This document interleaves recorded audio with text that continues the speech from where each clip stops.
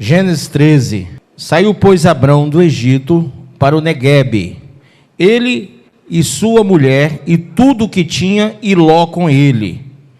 Era Abrão muito rico, possuía gado, prata e ouro. Fez as suas jornadas do Neguebe até Betel, até o lugar onde primeiro estivera a sua tenda, entre Betel e Ai, até o lugar do altar que outrora tinha feito. E aí Abrão invocou o nome do Senhor. Ló, que ia com Abrão, também tinha rebanhos, gado e tendas, e a terra não podia sustentá-los para que habitassem juntos, porque eram muitos os seus bens, de sorte que não podiam habitar um na companhia do outro. Houve contenda entre os pastores de gado de Abrão e os pastores de gado de Ló. Nesse tempo, os cananeus e os fariseus habitavam essa terra. Disse Abrão a Ló: não haja contenda entre mim e ti, e entre os meus pastores e os teus pastores, porque somos parentes chegados. Acaso não está diante de ti toda a terra? Peço-te que te apartes de mim. Se fores para a esquerda, irei para a direita, e se fores para a direita, irei para a esquerda. Levantou Ló os olhos e viu toda a campina do Jordão, que era toda bem regada, antes de haver o Senhor destruído Sodoma e Gomorra, como o jardim do Senhor, como a terra do Egito, como quem vai para Zoar. Então Ló escolheu para si toda a campina do Jordão e partiu para o oriente. Separaram-se um do outro. Habitou Abrão na terra de Canaã e Ló nas cidades da campina, e ia armando as suas tendas até Sodoma. Eram os homens de Sodoma homens maus e grandes pecadores contra o Senhor. Coloque a sua mão sobre a Bíblia e diga: Pai, essa é a tua palavra, fala o meu coração a tua palavra, e me revela pelo teu Espírito, em o nome de Jesus. Pode sentar. Queridos, nós estamos diante de uma decisão. Você pode repetir essa palavra? Decisão. Toda decisão, ela tem consequência, concorda comigo? Toda vez que você decidiu alguma coisa na sua vida, mesmo quando você demorou a decidir, procrastinou uma decisão, às vezes você achou que não era o momento de decidir aquilo, e você foi deixando mais para frente, e às vezes você descobre que ter deixado mais para frente foi prejudicial, porque se você tivesse feito isso lá atrás, você teria tido muito mais êxito, teria tido muito mais resultados positivos do que você teve quando decidiu finalmente, né? Então, a decisão, ela traz consequências. E era costume, naquela época, que o mais velho decidisse. Então, Abraão, além de ser o mais velho, ele era tio de Ló. Então, a decisão cabia a Abraão e não a Ló. Mas o que Abraão faz aqui é o que Deus faz conosco. E o que é que Deus fez comigo e com você? Deus nos deu o livre-arbítrio. A decisão deveria ser de Deus e não nossa. Claro e evidente, porque Ele é o Criador, porque Ele é o Senhor do céu e da terra, porque Ele é o Rei dos reis, o Senhor dos senhores. Amém? Quem concorda comigo? Ele é o sábio arquiteto do mundo, Ele que criou todas as coisas. Então, Ele que deveria decidir. Eu e você somos totalmente incapazes de definir coisas simples, quanto mais tomarmos decisões que são tão eternas como a decisão da alma, do céu, do inferno. Então, Abraão, ele figura Deus nisso, porque Abraão traz o poder de decisão, ele entrega a Ló. E diz: Ló, veja aí no versículo de número 9. Aliás, versículo 8, diz assim: disse Abrão a Ló: não haja contenda entre mim e ti, e entre os meus pastores e os teus pastores, porque somos parentes chegados. Acaso não está diante de ti toda a terra? Verso 9. Peço-te que te apartes de mim. E ele dá a decisão a Ló e diz: se você for para a esquerda, Ló, eu irei para a direita, e se você for à direita, eu irei à esquerda. A decisão é sua. Essa decisão, esse livre-arbítrio, deu a Ló a capacitação de tomar sobre si mesmo a responsabilidade que até então era do seu tio, porque quando eles saíram de Ur, da terra dos caldeus, e foram para a terra que o Senhor prometeu a Abraão, ele saíra de lá junto com Abraão, sobre o governo de Abraão, sobre o domínio de Abraão, e tudo que era definido, Abraão definia. Então, até então, Ló, ele não tinha, apesar de estar caminhando com Abraão, mas ele nunca tinha tomado uma decisão como essa. No entanto, diante do fato de que não dava para habitarem juntos, Abraão dá ao seu sobrinho o direito de dizer: vá para onde você achar melhor. E veja o que Ló faz, verso 10. Levantou Ló os olhos e viu toda a campina do Jordão, que era toda bem regada, antes de haver o Senhor destruído Sodoma e Gomorra, como o jardim do Senhor, como a terra do Egito, como quem vai a Zoar. Tá? Então Ló escolheu para si toda a campina do Jordão e partiu para o oriente, e separaram-se um do outro. Então a decisão de Ló foi uma decisão de um homem que tem ambições. Ele aceitou o poder de definir, de decidir, sem hesitar. Ele não pensou em nada. Ele simplesmente, quando Abraão deu a ele o direito de escolha, de imediato ele levanta os olhos, vê o que é melhor para si. E aí, quando a gente vê uma campina como aquela, verdejante, né? Um pasto tão bom, Ló ambicionou aqueles pastos. Em nenhum momento Ló pensou no seu tio. Ele pensou só em si mesmo. Ele olhou com os olhos humanos e naquele momento ele ambicionou aquela terra. E a Bíblia diz, no texto de 1 Timóteo, capítulo 6, versículo 9, abra aí comigo, Timóteo 6, 9, primeira carta de Paulo a Timóteo, capítulo 6, versículo 9, tá? A primeira coisa que eu vejo na decisão de Ló, não foi uma decisão espiritual, porque você vai ver que ele foi pela ambição do seu próprio coração. Ele olhou para aquela terra e imaginou que aquela terra seria muito fértil e daria muitos resultados no plantio, e também para o seu gado. Então, tanto na questão do gado, como na questão do plantio, ele teria riquezas daquela terra. Então, o primeiro ponto é uma decisão motivada apenas pela ambição humana. Quantos cristãos hoje estão motivados em fé, mas uma falsa fé, uma fé de uma falsa doutrina de prosperidade, onde você é levado à igreja, você é levado ao culto, você é levado à presença de Deus para fazer sacrifícios de tolos, sacrifícios humanos, uma motivação ambicional. Você vai levar um sacrifício e vai receber de Deus coisas financeiras. E a igreja do século 21, que espera, ou deveria esperar, o arrebatamento, ela está cheia de ambição. Ela vê com os olhos naturais a terra, ela não vê com olhos espirituais. Se ela visse com olhos espirituais, o coração dela estaria como está lá em Mateus 6, Jesus disse: aonde estiver o vosso tesouro, ali estará o vosso coração. E no mesmo texto, Jesus repreende a todos dizendo: tendo o que comer e o que vestir, estejais satisfeitos. Amém ou não amém? No mesmo texto ele diz: buscai em primeiro lugar o reino de Deus e a sua justiça, e as demais coisas vos serão acrescentadas. Imaginem vocês que Jesus está dando um prognóstico celestial, está dando uma visão totalmente vertical e não horizontal. Ele está mostrando o céu, ele está mostrando o reino eterno.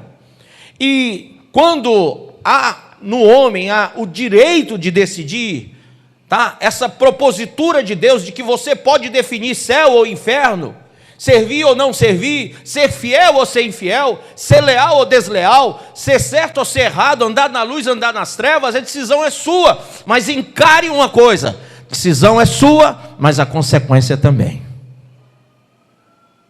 Então, aqui no texto de 1 Timóteo, Paulo exorta a igreja, capítulo de número 6, versículo 9. No entanto, os que ambicionam ficar ricos caem em tentação, em armadilhas e em muitas vontades loucas e nocivas, que atolam muitas pessoas na ruína e na completa desgraça. Porquanto o amor ao dinheiro, verso 10, é a raiz de todos os males. E por causa dessa cobiça, alguns se desviaram da fé e se atormentaram em meio a muitos sofrimentos. E alguém diz assim: não, eu não estou desviado, eu creio que Deus vai me dar, vai me encher de dinheiro e eu vou ser muito próspero. Querido, isso se chama apostasia, porque em nenhum texto Jesus plantou em nosso coração a ambição pelas coisas da terra, nem os apóstolos. Não nos foi destinado a terra, mas o céu. Quem crê assim? Arrebatar quer dizer arrancar da terra. Como que você vai ser arrancado da terra se você, cada dia que passa, está fazendo raízes mais profundas, com ambições, com projetos pessoais, de ambições que você tem alimentado no seu coração? Então, Ló olha e ambiciona. Primeiro erro de muito crente: vê pelos olhos naturais. Segundo erro é que Ló, sem perceber, irmãos, ele é egoísta, porque ele pensa só em si mesmo. Ele não pensou que aquelas campinas poderiam ser de Abraão também. Então ele vai e escolhe a melhor terra. Irmãos, nós temos essa visão egoísta de acharmos que a salvação, quando você adquiriu através da sua fé em Cristo, você recebeu, levantou a mão, você acha que tudo bem, está tudo em paz. Mas na verdade, irmão, aquela terra prometida, o céu dos céus, o céu onde Deus habita, não é só para você, mas é para todo aquele que crê em Jesus Cristo. E o Senhor nos deu o direito de ir para lá através de Jesus, mas também nos deu a missão de pregarmos o evangelho a toda criatura, para que muitas pessoas também cheguem até essa terra. E Ló ambicionou para si e não deu a Abraão a possibilidade de habitar naquela terra. Terceiro erro: você não vai ver no texto Ló orar. Quando Abraão propõe que ele escolha, ele não entrou em oração. Ele não foi perguntar: Senhor, o que o Senhor quer? Que eu vá para a direita ou que eu vá para a esquerda? Quantas vezes você escolhe coisas na sua vida sem falar com Deus? As motivações são várias, mas você não se, você não se prontifica a orar, você não tem essa indumentária espiritual de pensar consigo mesmo, que apesar do direito de escolha ser nosso, a direção vem de quem? De Deus, irmãos. Quem crê que a direção vem de Deus? Ele não olhou para a direção de Deus. Ele não permitiu que essa escolha fosse feita em um espírito de oração. Amém? Então, veja aí, por favor, abra o Salmo de número 32, por favor. Salmo de número 32, versículo 8. Quem achou diz amém. Vamos ler então.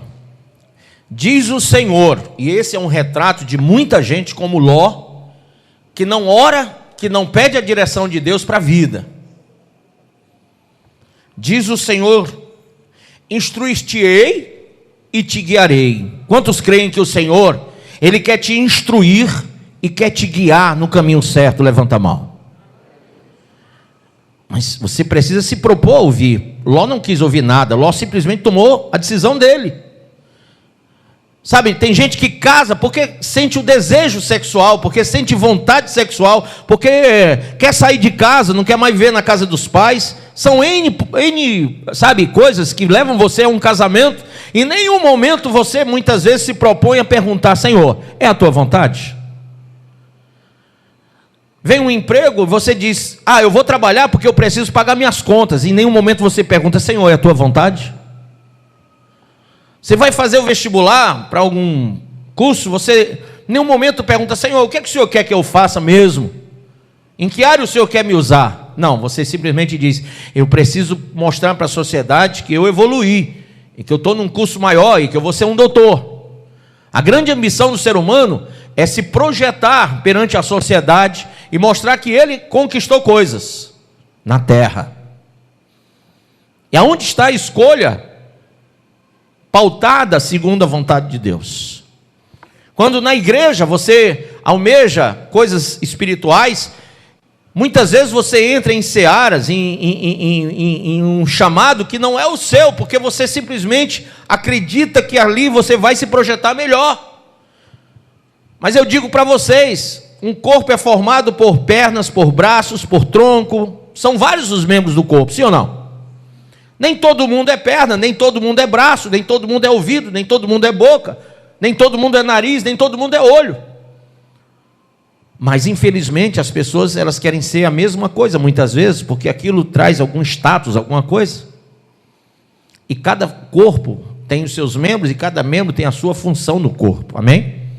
Ninguém é menos importante do que o outro, mas todos têm que estar atuantes, ativos, para que esse corpo não seja doente. Verso 8 diz: instruir-te-ei e te guiarei no caminho a seguir. Os meus olhos estarão sobre ti para aconselhar-te. Você quer receber o conselho de Deus?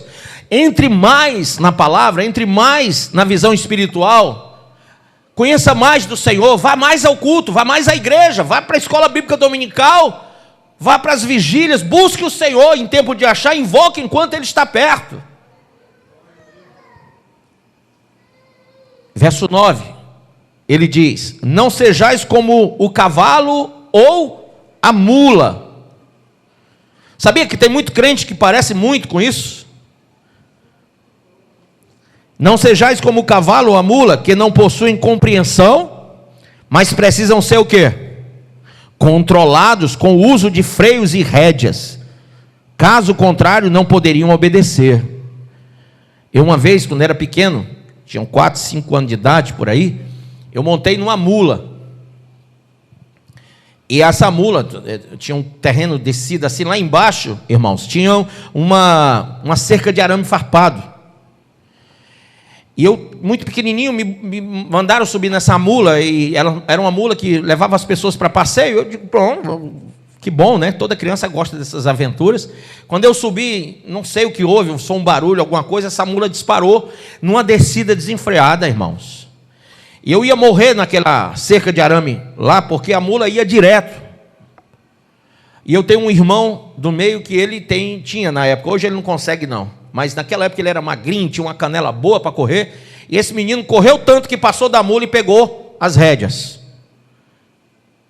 Eu estava agarradinho ali no pescoço da mula, não sabia nem onde tinha que segurar, muito pequeno, mas ele conseguiu passar da mula e pegou nas rédeas e segurou aquela mula.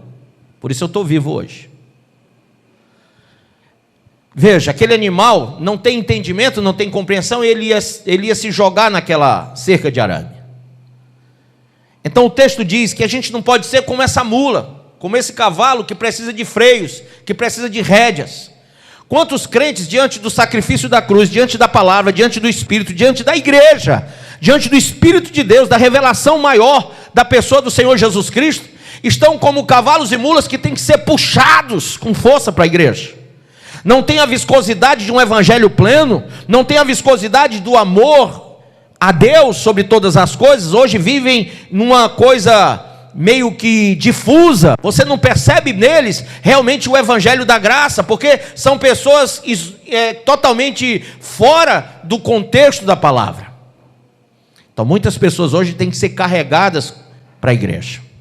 E eu falava sobre isso essa semana, e eu perguntei isso, eu vou perguntar para vocês. Irmãos, quem aqui passou essa semana sem comer e sem beber? Alguém? Não? Graças a Deus. Porque se um de vocês, só um, estivesse nessa situação, eu iria agora chamar uma ambulância para você ir para o hospital. Porque o normal é que você tenha fome e sede todo dia, sim ou não? E se você não tiver fome, e se você não tiver sede, você disser, olha, bispo, eu estou com uma semana que eu não como nada, nem bebo coisa nenhuma, porque eu nem tenho fome, nem tenho sede. Eu vou dizer para você, você está doente. Sim ou não? Quem concorda comigo? Quantos aqui passam a semana sem ter fome e sede de Deus? Fome e sede da palavra, fome e sede do evangelho, fome e sede da obra, fome e sede do chamado, fome e sede da presença do Espírito. Quantos estão isolados em seus guetos, pessoais, simplesmente ignorando a fé, a palavra e o Espírito, e vivem procrastinando a decisão de servir ao Senhor de todo o coração e com toda a força do entendimento. Eu digo para você que vive assim, você está doente espiritualmente. Você consegue passar uma semana sem comer a palavra e sem beber da fonte de Deus. Tem gente que passa uma semana, 2 semanas. Eu perguntei a uma senhora lá na Washington Soares: cadê o seu marido? Não, é porque ele trabalha de domingo, domingo sim, domingo não. Domingo passado foi não, aliás, foi sim. Eu disse, então no próximo ele vem. Quando foi hoje eu perguntei, e aí ele não veio por quê? Não, porque ele estava sem calça para vir para a igreja, mas domingo que vem ele está trabalhando, então no outro domingo ele virá. As pessoas estão doentes, crentes doentes. Alguns já estão numa UTI, na fase final, outros já morreram e nem sabem. Caminham como vudus, como zumbis no meio das ruas, e dão a paz do Senhor para quem encontram, mas o coração está frio, como de alguém morto. Quem entende o que eu estou falando?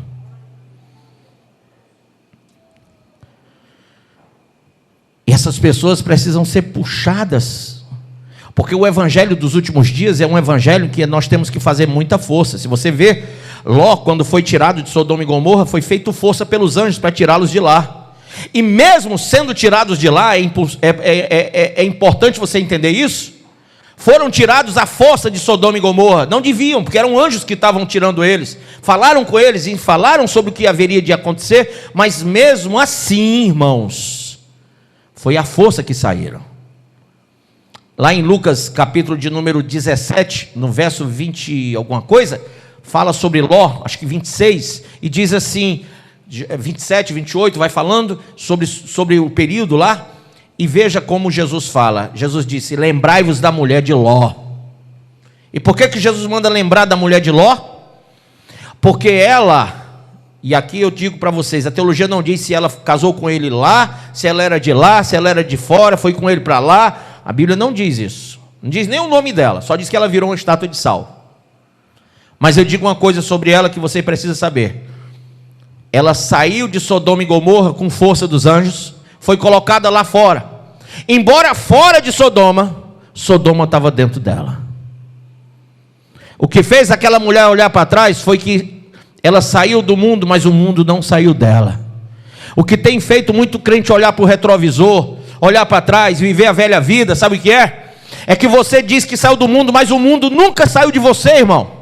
E é por isso que você está morto espiritualmente. Embora a gente faça força para você sair do mundo, quando você chega fora, quando você entra aqui, o teu coração está tão cheio do mundo, que você não consegue se ligar no trono da graça. Você não consegue reagir, ressuscitar, sair das trevas para a luz. Você não consegue entender a salvação. E a Bíblia diz, não sejais como o cavalo ou a mula que não possui compreensão. Quantos estão sem compreensão? Quantos não compreendem a salvação? Quantos não compreendem que é chegado a voz do reino de Deus e a sua justiça? Quantos não entendem que a ira do Senhor virá sobre o planeta? Mesmo recentemente a gente tendo visto aí uma pandemia que botou muita gente de joelho, econômica, física, emocional e tudo. Estima-se que no planeta todo quase 1 bilhão de pessoas morreram.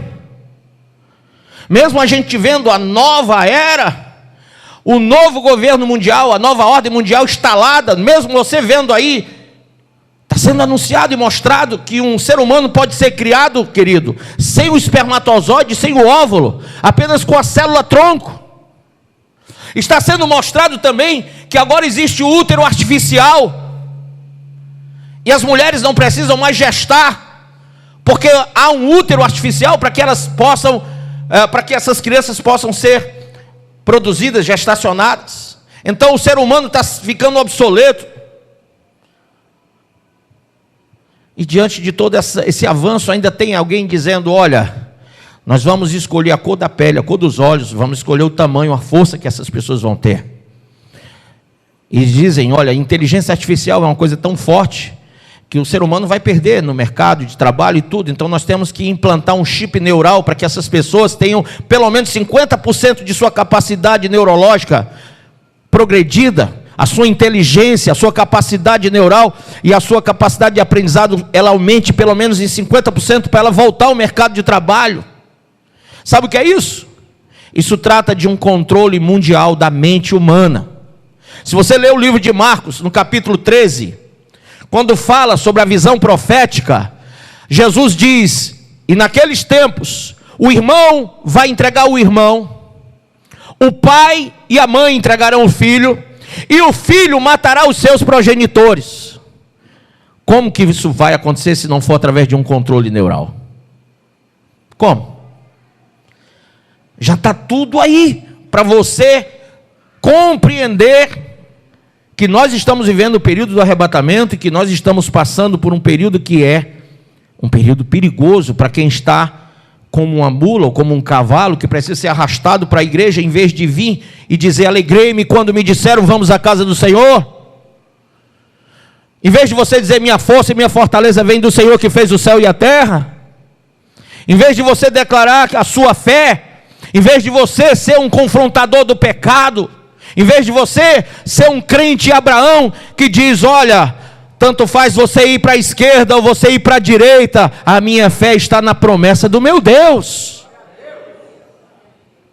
Sabe, enquanto Ló estava preocupado com as riquezas, com as ambições, Abraão estava totalmente desprovido de preocupações, porque ele tinha uma promessa. Em Apocalipse 12, o Senhor Deus disse para ele: Abraão, eu te abençoarei, em ti serão benditas todas as famílias da terra, se tu uma bênção. Tudo que Abraão tinha que fazer é deixar a sua prole, deixar a sua família, na verdade, deixar a sua descendência lá, o pessoal da sua ascendência, não da sua descendência, mas da sua ascendência, os colaterais, que são aqueles familiares, que são primos, que são irmãos. Ele tinha só que deixar tudo isso e seguir com a sua mulher. Nem filho ele tinha, ainda era um homem que não podia ter filhos. O prognóstico de Abraão era uma conquista, mas para deixar para ninguém. Mas o Senhor disse: olha, Abraão, eu vou fazer bendita todas as famílias da terra em você, e a tua semente será como a areia do deserto e como as estrelas do céu. O nome dele era Abrão, depois se tornou Abraão, pai de nações. Para quem não sabe, ele teve o filho Isaque com a sua mulher Sara, que por ter duvidado da revelação do anjo, ela sorriu, ela galhofou, quando o anjo disse: você vai gerar. Ela galhofou, ela chamou uma egípcia chamada Agar, e disse: você vai deitar com o meu marido, porque a única forma dele ter um filho é com você, que é minha serva. Eu não posso gerar, eu sou velha. E ela duvidou do poder de Deus, e de Agar foi gerada Ismael. E hoje os povos árabes que lutam contra Israel dizem: nossa terra, nosso pai Abraão. E Israel diz: é nossa terra, nosso pai Abraão. E Israel luta contra os países árabes até hoje, porque é briga de dois irmãos, de Isaque e de Ismael. Mas vejam como todos os povos árabes são prósperos, né? Veja como Israel é um território que ninguém consegue dominar, né? Porque é inexpugnável. Nenhuma nação, por mais bélica que seja mais provida de armamentos e tudo mais, não consegue vencer Israel, tomar de Israel. Está aí as campinas de Golã, o pessoal querendo dominar, mas não consegue. Israel, na guerra dos 6 dias, dominou tudo aquilo rapidinho, porque o Senhor é com Israel. Mas veja, Ló escolheu de forma egoísta e por ambição. No verso 10 aqui do texto que nós estamos lendo, de Salmo, diz assim: muitos são os sofrimentos do ímpio, mas a bondade do Senhor protegerá quem nele confia. Você confia em Deus? Então faça o que o texto diz. Não seja como o cavalo ou a mula, que não compreende, mas precisam ser controlados com o uso de freios e rédeas, senão eles não conseguem obedecer.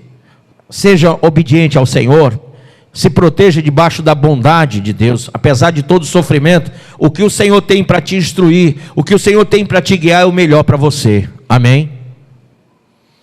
Terceiro ponto. Quarto ponto, ele escolheu por si mesmo. Ele queria ser grande. E isso trouxe ruína para ele. No capítulo 19, ele vai terminar os seus dias, depois de que, veja só, os anjos botaram para fora. Ele diz aos anjos: olha, eu não quero ir para os montes não, eu quero ir para aqui, ó, essa cidadezinha pequena aqui próxima. E ele duvidou que o Senhor poderia dar proteção a ele e a sua família, e ele foi para a cidade mais perto. E chegando no mais perto, no mais cômodo, essa é a cara do crente, não é não? Ah, eu vou para o mais perto e para o mais cômodo. Ah, eu vou para o mais perto, para o mais fácil. As pessoas não têm assim como que diz? Para escolher, ela tem que ter me ajuda. Não, um senso, um critério, quase que não vem. As pessoas, os cristãos hoje perderam a noção da coisa, porque se Deus te deu o direito de escolha, você tem que se encher do critério da palavra. A sua decisão, de sua vida espiritual depende de você ser criterioso. Depende de você conhecer o Senhor, conhecer a palavra, conhecer e ter a presença do Espírito que te convence de todas as coisas erradas.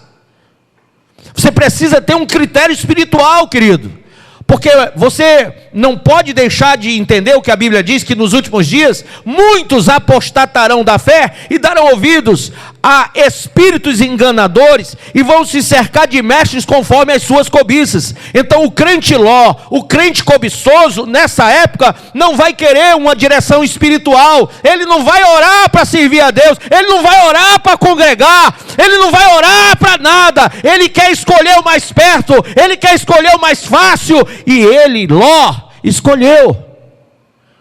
Ele foi para Zoar, uma pequena cidade ali próxima de Sodoma e Gomorra. Eu dizia sexta-feira na vigília que Zoar quer dizer, quem lembra? Insignificante. O nome em hebraico traduzido é insignificância. E ele vai para a insignificância. Ele era sobrinho do grande patriarca Abraão, rico, andava com seu gado junto com Abraão, e Abraão andava com Deus. Isaías diz que Abraão conquistou o título amigo de Deus. A grande riqueza de Abraão não estava no gado, mas estava em ser amigo de Deus. Ló vai a Zoar, como muito crente vai para Zoar. Muito crente está caminhando para uma vida insignificante, sabe? Essa coisinha de você só sentar aí, ouvir e ir embora para casa, e aquilo que eu falei aqui, nada é a mesma coisa. O que eu quero saber é qual o efeito dessa palavra amanhã, segunda-feira, e terça, e quarta, e quinta, e sexta, e sábado, e domingo que vem. Qual o efeito no teu casamento? Qual o efeito na tua vida espiritual? Qual o efeito na tua família? Eu quero saber se você vai se converter e largar a prostituição, a idolatria, o adultério. Se você vai deixar de lado essa porcaria aqui, ó, e você vai olhar para a palavra de Deus. Se você vai deixar de fornicar, vai deixar de mentir, de roubar, vai deixar de fazer coisas erradas e vai começar a obedecer ao Senhor, e vai servir a Deus de todo o coração e com toda a força do entendimento. Eu quero saber se essa palavra aqui, ela vai cair nessa mesma situação de Zoar, se ela vai ser insignificante para você, ou se ela vai ter algum significado. Porque se ela tiver algum significado para a sua vida, você vai sair daqui lavado e remido no sangue de Jesus. Não só isso, talvez pela primeira vez na sua vida cristã, você seja uma pessoa seletiva, não ambiciosa, mas com critérios espirituais sobre tudo. E todas as vezes que você tiver que decidir alguma coisa na sua vida, você vai correr para a palavra e para o Espírito. E você vai ouvir as autoridades de Deus, em vez de fazer tudo segundo a vontade do seu coração. E você vai congregar. Pelo motivo certo. Você vai congregar. Você não vai ser apenas um frequentador de culto. Você vai ser servo do Deus Altíssimo. Se essa palavra não fizer isso em você, você vai continuar na insignificância de Zoar. E sabe o que aconteceu em Zoar, irmãos? Ló se acabou ali. na insignificância. Você vai ver o nome de Ló ser citado no Novo Testamento apenas mostrando a situação de Sodoma e Gomorra. Ló é um exemplo daquilo que você não deve ser. Ele começou justo, mas ele terminou insignificante. É isso que você quer? Aceitou Jesus um dia, recebeu o sangue do Cordeiro, houve justiça feita em você, mas você não tratou da sua vida com Deus, e isso se tornou uma coisa insignificante, mas tão insignificante, que você perdeu o primeiro amor. Você perdeu aquela luz, aquele brilho, aquele frescor de quem serve ao Senhor. Sabe, eu estava sentado ali, fazendo uma revisão do meu carro ali na Honda. Eu estava sentado e uma senhora entrou lá na sala que eu estava tomando café. Eu acho que pouca gente sabe que eu gosto muito de café, né? E eu estava lá tomando um cafezinho sentado, e ela entrou e ela disse: o senhor vai me desculpar, eu vi o senhor ontem aqui, eu tinha ido no dia anterior para marcar o horário do dia seguinte, eu vi o senhor aqui ontem, e hoje eu estou vendo o senhor de novo, e algo me incomodou muito quando eu lhe vi ontem e hoje. Eu disse: o que foi? Ela disse: eu vi uma coisa diferente no senhor. O senhor tem luz, o senhor é diferente.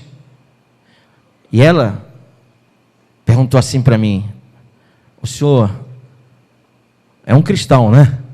Ela disse: sou pastor há 32 anos. Ela disse: só podia ser, porque quando o senhor passou por mim, meu corpo ficou assim, sabe? Eu senti um tremor dentro de mim, uma coisa de Deus, sabe? Eu senti uma alegria no Espírito e ao mesmo tempo um temor do Senhor. Eu senti uma unção na sua vida, e isso eu só sinto quando alguém é de Deus mesmo. Sabe, irmão? E eu não tinha nem falado com ela. Aí eu comecei a falar do arrebatamento, de tudo. Ela disse: sabe, eu tenho pesquisado tanto sobre isso, eu tenho buscado tanto conhecimento disso. Ela mora no interior do estado, estava lá ajeitando o carro dela, e ela disse: Senhor, quando eu vi ontem o senhor, eu fiquei com tanta vontade de falar, mas me calei, e hoje Deus me propôs sentar aqui nessa mesma sala novamente, e eu não vou deixar de falar com o Senhor. Quantas pessoas perdem a oportunidade? E quantos não estão iluminando mesmo as pessoas? Quantos? Deus te chamou para ser sal da terra e luz para o mundo, sim ou não? Mas se o sal for insípido, ele é servido apenas para o fogo, para ser pisado e lançado no fogo. Quantas pessoas estão dizendo: eu sou sal, eu sou sal, eu sou sal, mas não tem saborizado nada, não tem efeito nenhum, nem sobre a sua vida e nem sobre a vida do outro. E esses estão sendo espezinhados por essa nova era, por esse falso evangelho cheio de narrativas diabólicas, falsos pastores, falsos mestres, falsos apóstolos, falsas palavras, falsos ensinos. E se você não conhecer a palavra, você é engoldado nelas.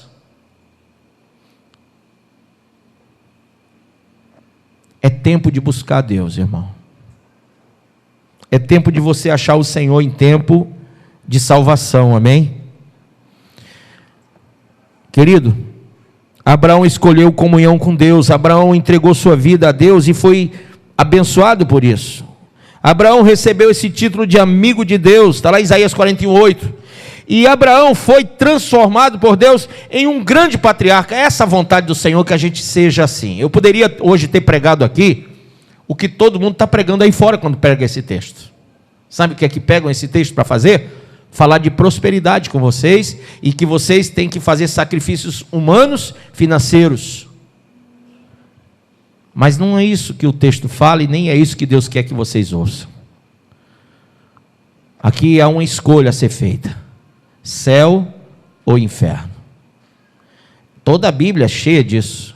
Deuteronômio 28, o Senhor diz: eis que hoje te proponho a vida e o bem, a morte e o mal. Aliás, 30. 28 ele diz: se ouvires atentamente a minha voz e fazeres todos os mandamentos, estatutos e leis que hoje eu te ordeno, então serás abençoado. E no verso 15 ele diz: mas se não deres ouvidos à minha voz e não fizeres conforme os meus mandamentos, estatutos e leis, então serás amaldiçoado. 28 fala isso. 30 fala que essa palavra não está distante de você, não está do outro lado do mar, não está lá no céu, não. Ela está na tua boca e no teu coração para que você a receba. Então a palavra, Jesus é o verbo que se fez carne e habitou entre nós para mostrar o caminho, a verdade e a vida. Você pode hoje levantar os teus olhos e olhar o mundo de forma horizontal, mas eu vou te dar a visão, como que diz hoje, os jovens falam papo reto, é assim? Então eu vou te dar um papo reto agora, eu com 51 anos falando assim, tá vendo? Vou te dar um papo reto, você que olha muito para esse mundo e ambiciona as coisas desse mundo, como Ló, veja que Deus deu a Abraão uma visão diferente, e Ló levantou os olhos para ver, Abraão ficou de cabeça baixa, porque o servo está sempre de cabeça baixa. E quando Abraão foi levantar os olhos, foi o Senhor que disse, levanta os teus olhos, ergue os teus olhos, amém? Veja aí no texto, verso 10, levantou Ló os olhos e viu toda a campina do Jordão, que era toda bem regada. Ló levantou os olhos. Veja no verso 14, eu estou no Gênesis 13, hein? Disse o Senhor a Abraão, depois que Ló se separou dele, ergue os olhos. Veja, o crente, o servo Abraão, ele só levanta os olhos porque Deus mandou. Ergue os olhos e olha. Veja, Abraão deu a Ló o direito de decidir, direita ou esquerda. Ló escolheu o melhor para ele, com ambição. Mas aquele que olha para as coisas de Deus, para o que Deus manda, preste bem atenção nisso. Não precisa fazer as coisas que a falsa religião ensina. Você não precisa fazer sacrifício de tolo. Você não precisa fazer fogueiras e levar homéricas ofertas, sacrifícios, como muitos estão fazendo, dizendo, olha, já que eu não consigo ser fiel e leal à palavra e ao Espírito, então eu vou sacrificar coisas materiais, porque assim eu vou chamar a atenção de Deus para mim. Isso é mentira de Satanás. Em nenhum momento Deus mandou você fazer esse tipo de coisa. O que Deus quer é que você finalmente pare de olhar como Ló e olhe como Abraão. Quando você olhar como Abraão, você vai ver tudo que Deus prometeu para a sua vida, e inclusive as campinas do Jordão, inclusive aquele território todo, porque Sodoma e Gomorra caíram por terra, e o domínio e o poder de Deus derrubou aquilo, e aquilo se tornou direito de Israel. Não tem nada que possa impedir o Senhor. Ele disse, agindo eu, quem impedirá? Então ele disse para Abraão, depois que Ló se separou dele, ergue os olhos e olha, desde onde estás, para o norte, para o sul, para o oriente, para o ocidente, porque toda essa terra que vês eu te darei, a ti e a tua descendência para sempre. Então quando o crente olha segundo a visão e a ótica de Deus, ele vai conquistar a terra. Bispo, então eu tenho que investir mais na minha vida espiritual para conquistar essa terra, não é isso? Não. Essa terra é o céu. Essa terra é o céu. Só que você tem que parar de olhar no horizonte e olhar de forma vertical. Porque se você olhar para a terra que o Senhor preparou, ela é toda sua se você olhar para ela, se os teus olhos estiverem voltados para ela, porque os olhos são as janelas da alma. Se você olha para o horizonte, o que está no horizonte é o que você vai ambicionar, é o que você vai querer. Mas se você olha para o céu, você vai querer as coisas do céu. Eu passei muito tempo da minha vida cristã olhando para as coisas da terra, e eu sofri muito com isso. Tanto quando eu tive que realizar coisas, como quando eu não consegui realizá-las. As frustrações e as conquistas, todas as duas, trazem muitas dores. Você não sai de um campo de batalha sem arranhões, sem machucados. Você venceu a guerra, mas você está machucado. Então uma conquista traz sequelas. E quando você perde as batalhas da vida, a grande sequela é a frustração. Mas quando você olha para o céu, irmãos, a sua vitória já está garantida, porque o Senhor disse a Abraão: isso é tua herança para sempre. Amém? Então eu quero convidar você hoje, irmão querido, a deixar de olhar como Ló, a deixar de ter uma vida impulsionada por ambições, a deixar de procrastinar uma decisão que você já devia ter tomado há muito tempo, de largar o pecado e de servir a Deus de verdade. E você tem que ser o crente Abraão, que está disposto a obedecer quando Deus diz: agora levanta os teus olhos e vê. Amém? Não houve nada que Abraão não conquistasse ali. Inclusive depois você vai ver que 5 reis militam contra 4, e os 4 vencem os 5, e Ló fica prisioneiro. E Abraão, com apenas 318 homens de sua casa, ele vence os 4 reis, porque o Senhor havia dado a ele a promessa. Amém? A riqueza de Abraão era a palavra que ele guardou. Ele tinha a promessa de Deus. Você tem ou não tem a palavra de Deus no seu coração? Lâmpada para os meus pés é a tua palavra e luz para o meu caminho. Salmo 119, versículo 105. Senhor, eu guardei a tua palavra no meu coração para eu não pecar contra ti. No mesmo Salmo 119. Ah, se você guardar isso aqui, essa promessa diz que ele está vindo. Quando você cear hoje, a Bíblia diz que quando Paulo fala da ceia, em 1 Coríntios, capítulo 11, ele diz que quando nós ceamos, nós anunciamos a vinda do Senhor até que venha. Então você tem que cear sabendo da promessa, crendo na promessa. E se você crê mesmo como o crente Abraão creu, sabe o que você vai fazer? Você não vai olhar para as campinas do Jordão e nem vai morar em Sodoma e Gomorra. Por mais que ali seja terra próspera, por mais que aquelas cidades tenham prosperidade, a sua visão está em seguir a vontade de Deus. Não fique em 2 pensamentos agora.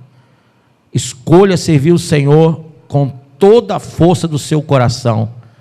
Esse é o momento de você conquistar a eternidade. Amém? Qualquer hora, qualquer segundo, o arrebatamento vem.